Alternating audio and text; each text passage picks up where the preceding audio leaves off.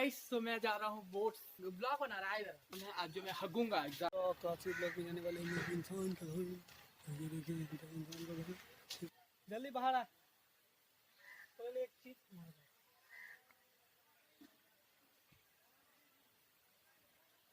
जल्दी बाहर आएगा तो फिर कहीं कलुआ वाला है इससे।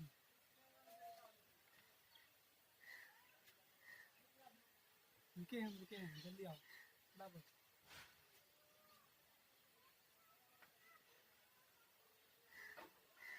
वाह क्या बच्चा बोर्ड भी दिल्ली जाना है। ब्लॉग। हमारा आइडिया आ गया ना। हेलो गाइस, तो मैं जा रहा हूँ बोट्स एग्जाम देने के लिए। सॉरी, बोट्स नहीं होता, बोट होता है।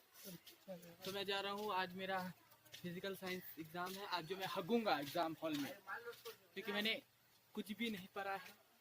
सो बिना पढ़े एग्जाम देने जा रहा हूँ। तुम्हारे सांस के लिए इसमें हाथ किया जा रहा है। तुम पास हो जाओगे।